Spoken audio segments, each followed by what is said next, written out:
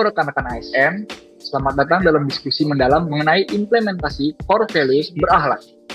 Hari ini, kita akan membedah bagaimana nilai-nilai ini diterapkan di dua instansi strategis, yaitu Kementerian Imigrasi dan Pemasyarakatan dan Kementerian Keuangan.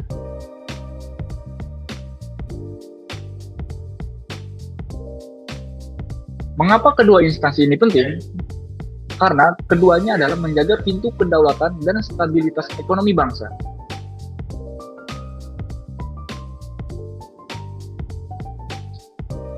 Baik, saya Andika Anugrah Firdaus sebagai presenter 1. Seterusnya, mari kita sambut rekan-rekan analis kita. Terima kasih, Mas Dida. Saya Jamaluddin Ramadhani sebagai presenter 2. Baik, saya Ahmad Nuril Huda, asal UPT Rumah Tahanan Kelas 1 Jakarta Pusat sebagai presenter 3. Perkenalkan, saya Anis Kurniati, berasal dari UPT Rutan Kelas 2B Kota Bumi sebagai presenter 4. Mari kita lihat dari Kementerian Imigrasi dan Pemasyarakatan. Instansi ini fokus pada pelayanan paspor, visa, serta pembinaan warga binaan. Kami memilih instansi ini karena risiko kerja yang tinggi terkait integritas dan keamanan. Tanpa nilai berakhlak, petugas rentan terhadap pungli dan gratifikasi. Baik, bergeser ke Kementerian Keuangan, khususnya di Direktorat Jenderal Pajak, fokusnya adalah menghimpun penerimaan negara dan pengawasan kepatuhan perpajakan. Tantangan utamanya adalah menjaga kepercayaan publik karena mengelola dana masyarakat dalam jumlah yang besar sangat berisiko terhadap penyimpangan dan juga korupsi.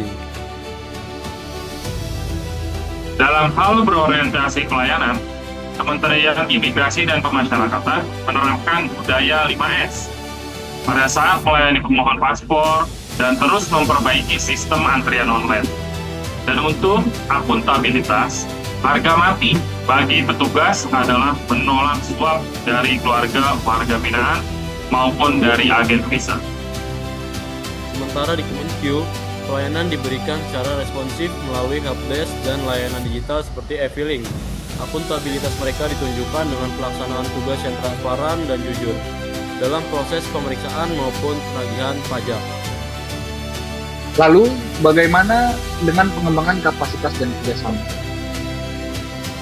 Baik, di Kemenkyu juga sangat kompeten, yang mana dalam penguasaan sistem digital perpajakan, mereka sangat adaptif mengikuti perubahan regulasi global secara kolaboratif dan bersinergi dengan pemerintah daerah untuk optimalisasi penerimaan negara. Dari sisi saya sebagai bagian dari Kementerian Imigrasi dan Pemasyarakatan, untuk sisi kompetennya, petugas lapas terus memperbarui metode rehabilitasinya.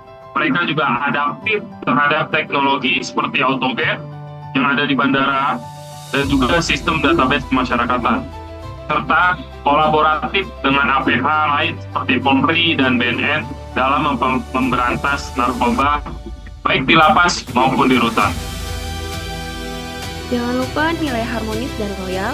Di Kementerian Imigrasi dan Pemasyarakatan, loyalitas ditunjukkan dengan menjaga kerahasiaan basis data intelijen, keimigrasian, dan database pemasyarakatan.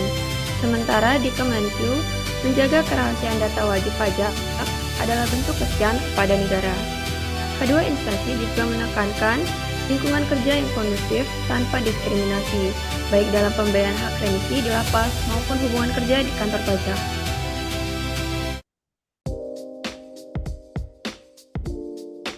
Sebagai kesimpulan, berakhlak di kedua kementerian ini bukan sekedar hafalan slogan. Ini adalah fondasi utama untuk menjaga kepercayaan publik dan memastikan reformasi hukum serta pengelolaan keuangan negara berjalan berkelanjutan. Betul sekali. Tanpa internalisasi nilai-nilai ini, tujuan pembangunan nasional akan sulit tercapai secara optimal.